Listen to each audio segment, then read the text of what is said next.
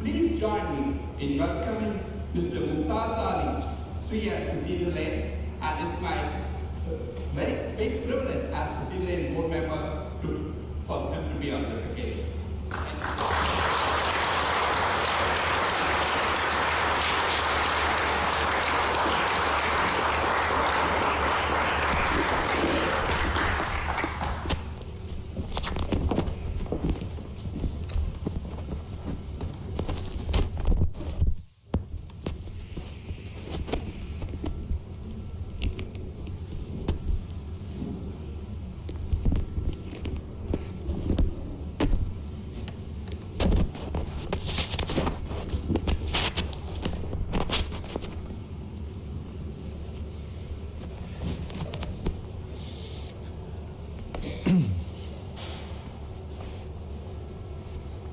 So, should I talk from here?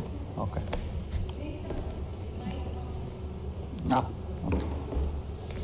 It's okay, I can talk from there.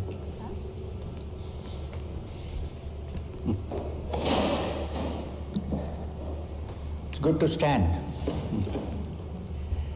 So, thank you very much, sir, for inviting me, both of you, Reverends.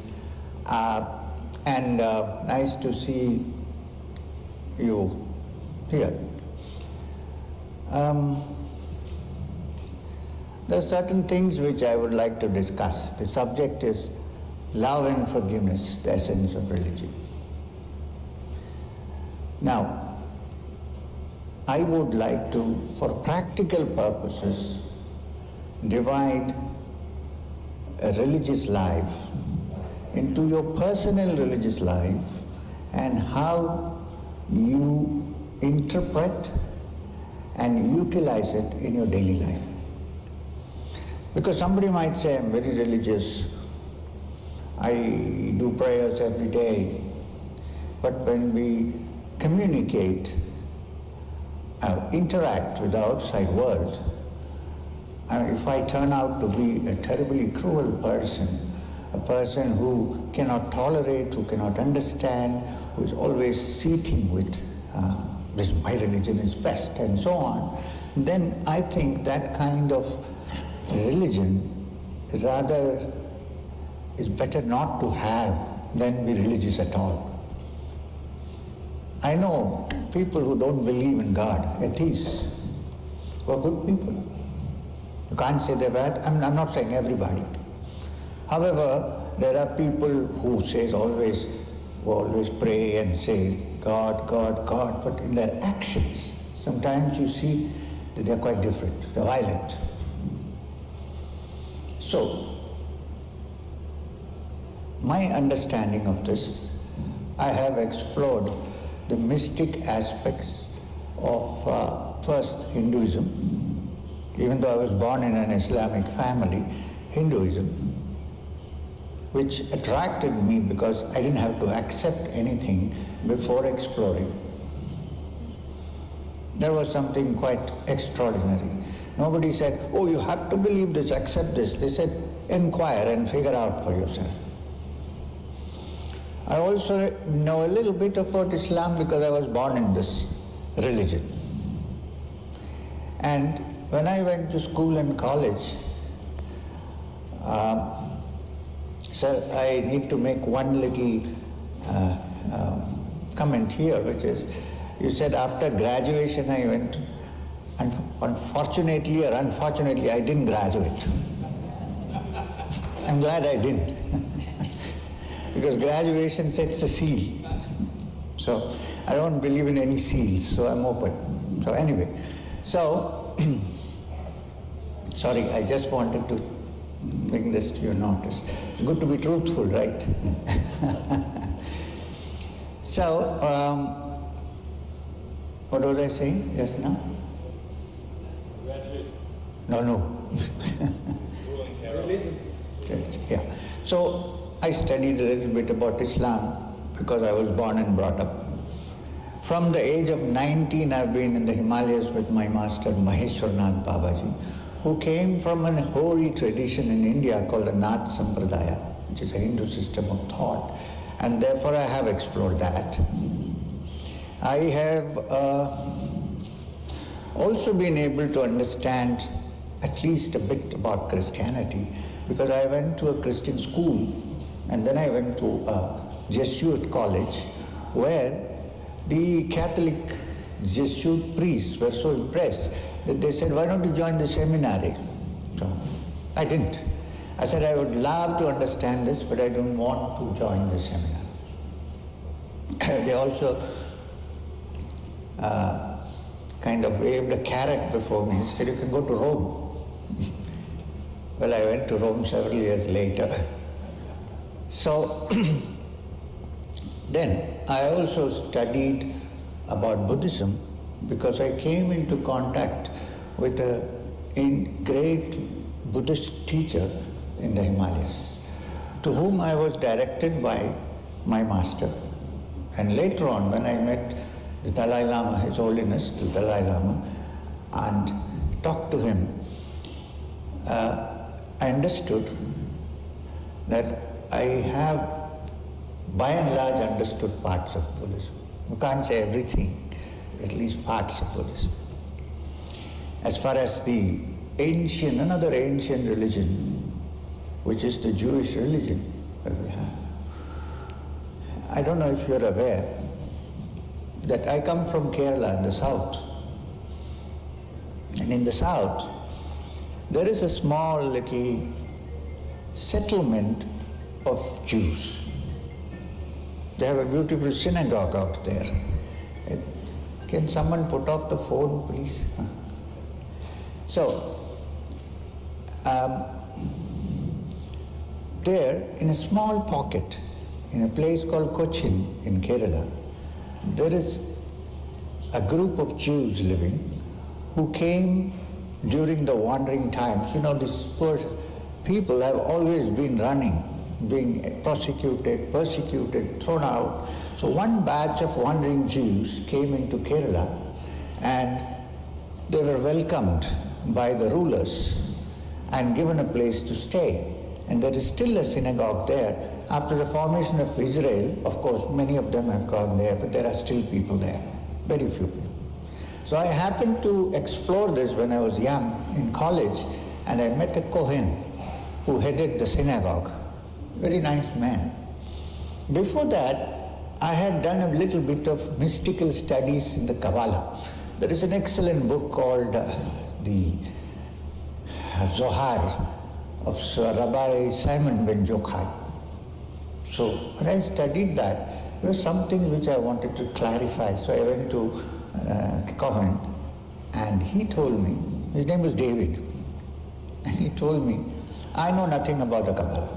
That was the first reaction. And then I persisted, go sit down with him, have a cup of tea, go to the synagogue. And then he said, but how do you know? Why do you want to know? So then I found out that it was something quite sacred and sacrosanct, so he didn't want to actually open up for a long time, but then he opened up. So I did manage to get a glimpse of what that's all about. And having gone through these, and you know that Zen is actually an extension of Mahayana Buddhism from India. Bodhidharma took Zen to China and then to Japan. So all my life I have spent studying this, because for me life's journey has been to study about the spiritual essence of religion. Religion is the external act which has come, the manifestation in daily life of somebody's spiritual experience. If you look at the history of religion, you will find that there is one or a couple of individuals who have had a deep mystical experience. And then they decided that this mystical experience should be broadcast to the people and find practical ways of how to bring about what they had experienced. This is the beginning of all religion. Unfortunately, too much of external organization may often kill the truth. That's the problem. It's not basically the problem with the seeds and the core of religion and spiritual practice. It is that when the shell becomes more important, the core gets lost. This is the problem. I have a favorite story. It's told to me by an elderly friend of mine, who I don't want to name. Very well-known person, of course. You can't call him a philosopher, you can't call him, because I don't think he had any specific philosophy. So this story is very interesting. He said, once upon a time, the devil and his very close friend went for a walk. To the young lady there, this is a story, okay? There's no devil around here. So the devil and his very close friend went for a walk. So as they were walking, the devil bent down and picked up something from the grass, from the lawn, and put it in his pocket. So his friend asked him, "What did you pick up just now?" So the devil said, "I just picked up the truth. The truth, T-R-U-T-H with capital T." So his friend said, "If you have picked up the truth, then your days are numbered. Because you are the opposite of truth, you are falsehood, you are darkness. So if you have picked up the truth and put it in your pocket, then your days are numbered, you're finished. It's the end of it." And the devil is supposed to have smiled, patted him on his shoulder, and said to his friend, "Don't worry, friend, I'll organize it." You hear what I'm trying to say? Of course, when things have to function, you need an organization. I agree with this. But when the organization becomes more important than the core teaching, and when the organization gets mixed up with imperial desires and motives and politics, there's something called the politics of religion, then you're finished. Then the truth disappears. So therefore I think for us, all of us, who look at this and understand these matters, it's a good thing to explore the roots and figure out that ultimately the roots is one, and the different manifestations in different ways. Several thousand years ago, the Rig Veda, one of the oldest of the scriptural writings in the world, declared Ekam Sat Vipra Bauddha Vedanti, which means there is one truth, but the wise men may call it by different names. And that truth is the core. So, is religion merely theory or is it practice? If it merely remains the theory, there is no use of religion for us. I can say I'm a religious person because I read scriptures, that's the end of it. So what? What happens? So, if you are truly religious, if you have touched the core of religion in your hearts, in the core of your being, then your activity and action and interaction with the world around you completely undergoes a change. If it doesn't, it's not worth it. My master, Maheshwarnath Babaji, who was from the hoary, ancient, traditional Nath Sampradaya, said, if you meditate, because those days I was very enthusiastic, I was about 19, 20, and I said, I'm going to spend all my life meditating in the cave.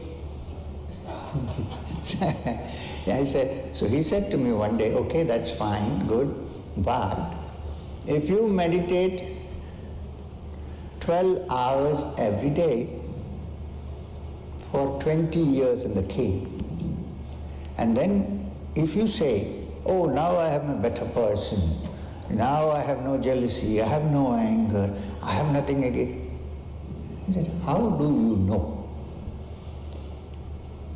Who would you be angry with? The walls of the cave? There's nobody there. Who would you be jealous about? With what? So, when you come out of the cave, get into a bus, and somebody kicks you on the foot, then we know where we stand. Especially if it's a stiletto heel, Then we know if we really conquered anger, if we are really free of jealousy, if we are really kind and forgiving. Otherwise you can't make out. How can you make out? So therefore, interaction with the world and how you live your life is as important as your inner spiritual practice. And I think both should go side by side. That is why in the ancient teachings of meditation in yoga, the first steps are called yama niyamas, which means rules and regulations to be followed. And what is the first? Non-violence, ahimsa. In fact, there is one religious teaching in India called the Jains, the Jain system of thought. In fact, the Jains don't believe in a creator God. They're not theists, they're kind of atheists, but they believe that there is an immortal soul which has to be purified and set free. And how do you purify it? Through non-violence. And non-violence is not merely action, it's the thought process of not hating anybody. More than the actual act, it's like, everybody is part of me, or I am part of everybody. There is only one, there are no different. So this is what the Rig Veda said when it said there is one truth. The wise may call it by different names. And it's quite natural that there are so many kinds of people with varied backgrounds and very genetic evolution that you can't say that this is the only way to follow. You may have a different way, somebody else may have a different way, but we are moving towards the same goal, which is what? Purifying the mind, making it calm and tranquil, and going to the core of your consciousness, which I believe, from my experience, is a spark of the Supreme Being. In every heart. There is no heart, there is no gender bias, there is nothing here. There is no male, female, or in between. There is no Christian, Hindu. Everybody has a spark of the divine in their hearts. To find that is the whole process of spiritual practice. Because the truth which we are talking about is so vast that there is no single way of trying to figure it out.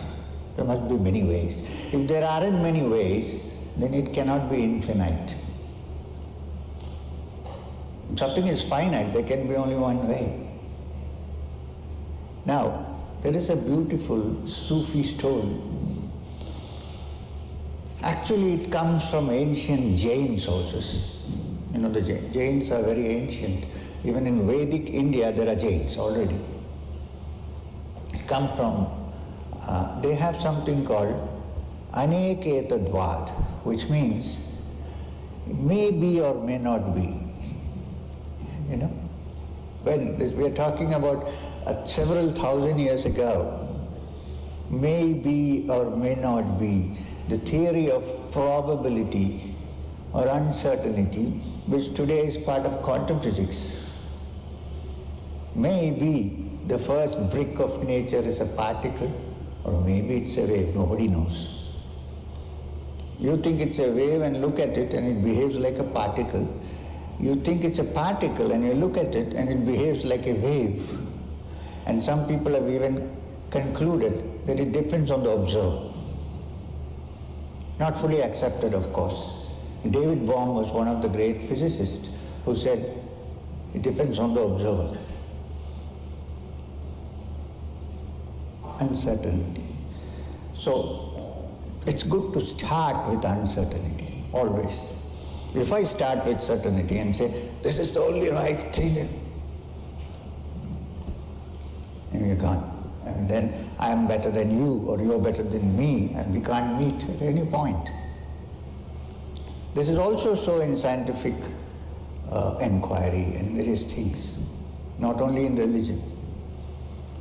So this story which I was going to tell you, it's good to, especially in the evening, It's good to have a story so that people won't fall asleep. This story comes from ancient Jain sources, but it was adopted by a great Sufi teacher whose name was Rumi, Jalaluddin Rumi, who is the founder of the order of the whirling dervishes. I don't know if any one of you have read something called the Dancing Uli Masters. That's from Zen. But that's from actually Laozi. But this is the whirling dervishes. If you go to Turkey today, you can have a demonstration of the dance of the whirling dervishes, but it's not serious. It's just a tourist thing. They pay to dance. That's not what we are talking about. Anyway, the founder of this order was the great person called Rumi. So he adapted the story from ancient Jain sources and said it in his own way. The story is about 3 blind men who went to explore what an elephant is. There was an elephant standing and they were told there's an elephant there, and the 3 blind men said, let's go find out. Touch the foot of the elephant, and concluded that an elephant is like a big pillar,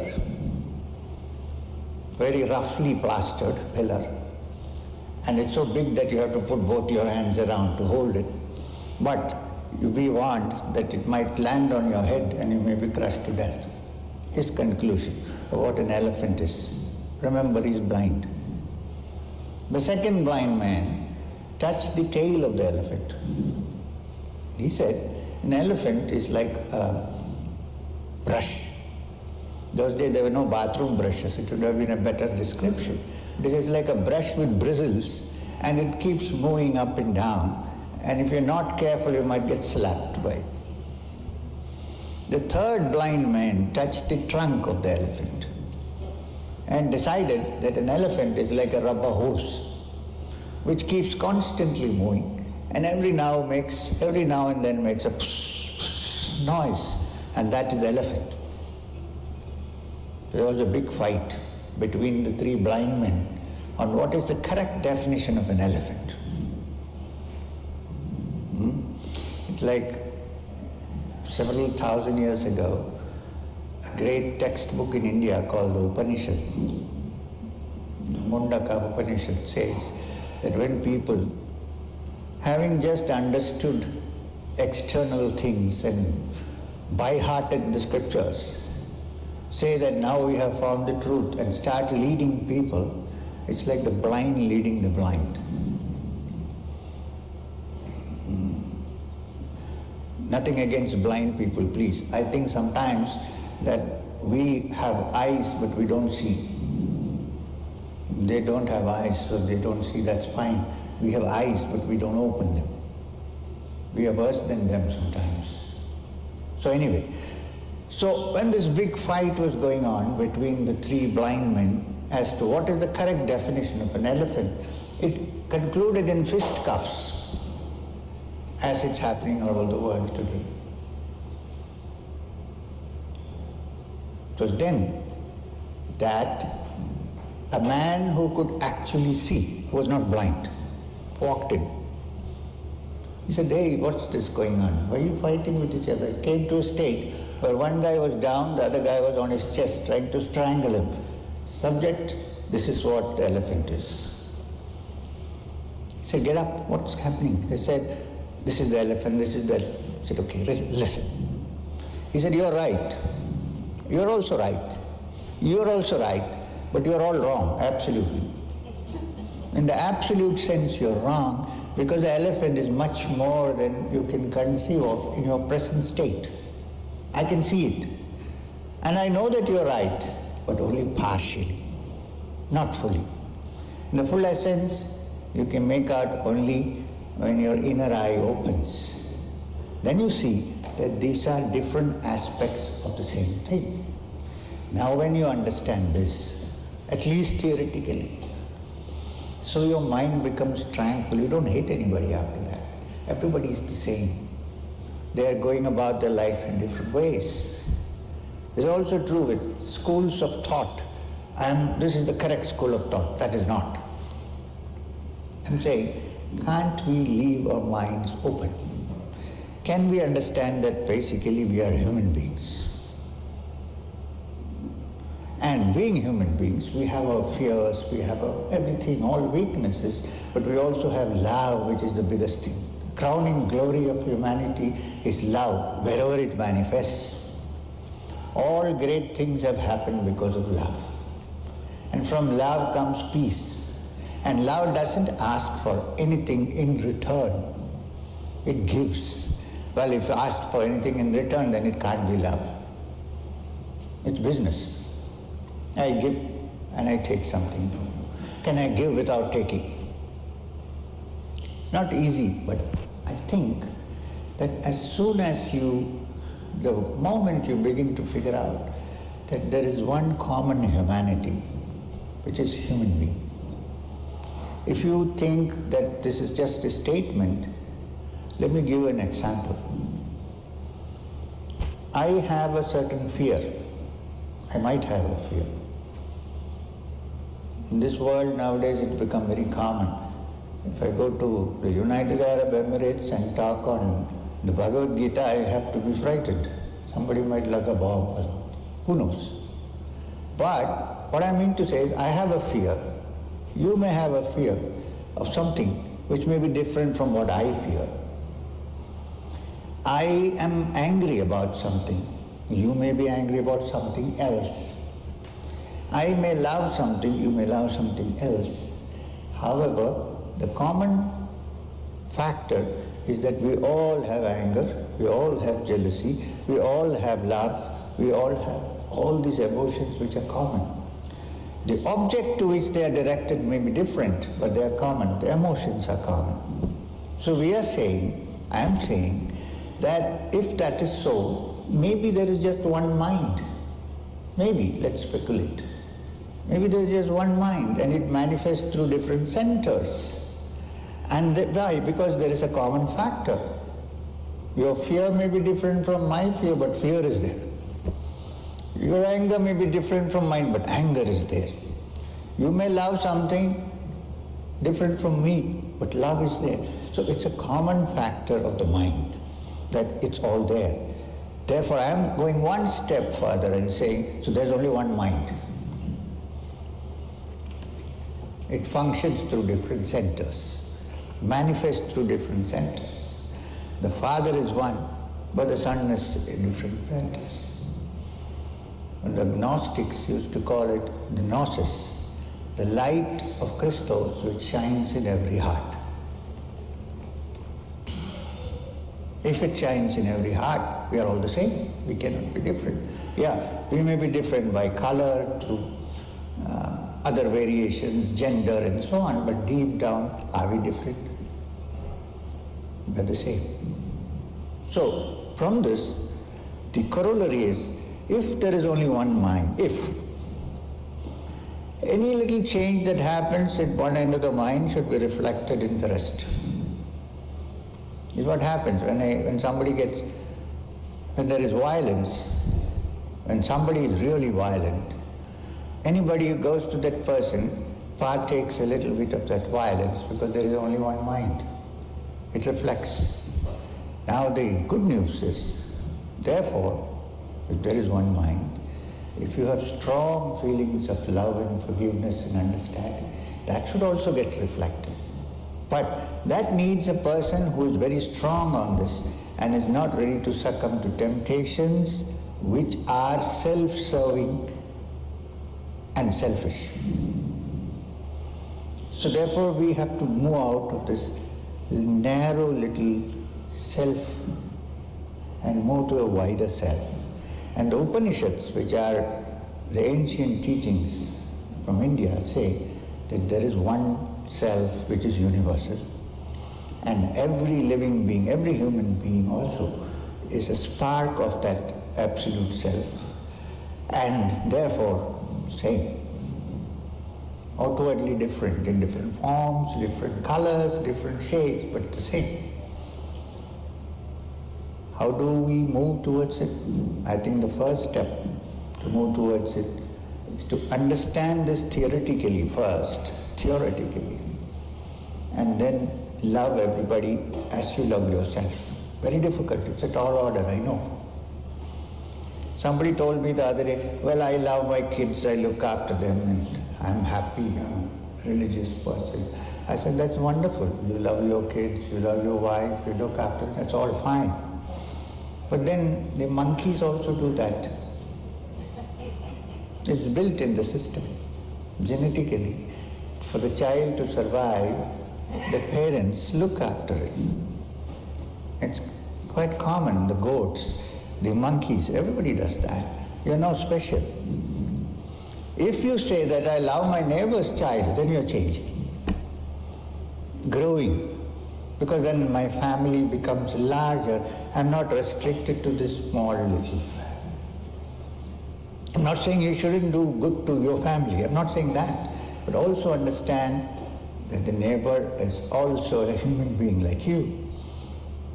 Now, why I'm saying all this is because religion and mysticism should not be reduced to just contemplation. Contemplation is good, but from contemplation should come love and affection and the idea of sharing with others. This world which is given to us, beautiful world. And peace is of the essence. You know that. You can have everything in the world, but if you have no peace, what's life? How do we lead our lives? Peace is of the essence. When in India we start a talk or a religious discourse or anything, and when it is over, what we request from up above is peace. So it's chanted, Om Shanti Shanti Shanti. Shanti is peace. However, it has been misinterpreted. When an average Muslim meets a Muslim, what does he say? Salam. What is the meaning of salam? Peace. Salam is not a suicide bomber, it's peace. And when a Jew meets a Jew, what does he say? Shalom. What is shalom? Peace. So peace is the most important aspect of the manifestation of spiritual life on this earth. So if there is no peace, there is no point. And for peace, two things are required. One is love. Knowing that you're not doing any great deed by loving, because you're part of the same structure, you're not different. Everybody is the same. And forgiveness. Now when I say forgiveness, I would go a step further and say, forgiveness and tolerance are two words which kind of have a little bit of a superiority complex. When I say tolerance, it means I'm okay, the other guy is not so okay, but let him survive. Tolerance. I believe in equality. And when you say forgiveness, somebody has done some harm to me, it's okay, I forgive him. There is nothing to forgive, because nobody has done anything to you. See? So, when your mind becomes tranquil, through understanding the fact that when the mind is quiet, one is in touch with the divine spark of the all-pervading Supreme Being. Peace automatically flows from one. And love is not to be sought out because it is already there. And from love comes to forgiveness, which means it's okay. You know, it's very interesting. Suppose 20 years ago, one of my friends, I would still call them friends, has given me a bad slap, suppose, 20 years ago. Now, how long does a slap last? How long does it last? 10 minutes? 20 minutes? Actual slap. Then, well, if it was very hard, if it lost a tooth, maybe it lasts for 3-4 days before the dentist sets it right, but it doesn't last for long. Maximum for a day. But would I let it go? The physical act of the slap is over and done with. I won't let it go. I'll keep it inside. Oh, he slapped me. For 20 years till it becomes a festering wound and I want to get back to him. I'm saying, can we live our life washing out all these images that we carry? When we go to sleep, can we think this day is finished? Morning, wake up, this is a new day. Can we do that? Because you have slapped me is only a tape recorder playing in my head. Actually, the slap is over. I'm not ready to let it go. Because secretly I enjoy that revenge. I got to get back. So I think there is a way of living where you only absorb what good people have done to you and totally wipe out all the negative things that people have done to us. Every day sit down and make a list when you go to sleep. These things which I think somebody has done against me, I'm going to forget. The good things which they have done to me, I will remember. And when you get up in the morning, it will be a new life, beautiful life. And others who are in touch with you will also experience it. This is my understanding of the matter.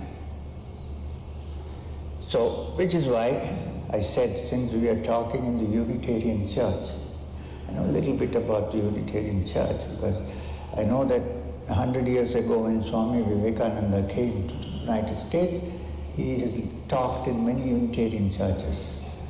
He was welcomed. And it's also in India linked to the Brahma Samaj in some way, which was a great movement in those days of Raja Ram Mohan Roy and Michael Madhusudan Datta and so many names. What they said was, there is one supreme reality. What name you give or which way you look at it is your problem. This depends on you. Please understand that humanity is united in that one supreme reality. And that in the hearts of all shines that. And that is the treasure which I think Jesus Christ meant when he said in the Sermon on the Mount, lay treasures in your heart where thieves do not break in and steal. You can't keep anywhere else. Today somebody was saying her locker was broken open. Lay treasures in your heart where thieves do not break in and steal. That treasure of love, forgiveness, that nobody can steal from you. Keep that fresh. And when that happens, you have peace. Peace is not through external reformation. I have to change first before I can talk about peace. If I am peaceful in my mind, if I have no contradictions, if I have no tension, then automatically I spread the peace to others. Otherwise, whatever reformation we bring in, once the policeman is gone, is back to violence. So, such people who touch peace and who want peace in this world, it's a big, hard job, I'm telling you. It's not easy. But I think if 5 people decide to do it, a lot of things can be done. And it's a struggle. Yesterday I was talking with Reverend Janamanchi. He had come for one of my talks yesterday. I was talking to him. He came and told me, it's a struggle. What you're saying is right, but it's a struggle. Every day, I said, I struggle too. You're not unique in this. But it's worth the struggle. Otherwise, you know what will happen. We already have had 2 world wars. We don't want a 3rd one. It's the innocent who suffer, not the others who live in glass houses. So, peacemakers are nature's gift, God's gift to humanity. Which is why in the Sermon on the Mount, Jesus said, I'm not a Christian missionary, okay? Jesus said, blessed are the peacemakers, for they shall be called the children of God. Thank you very much.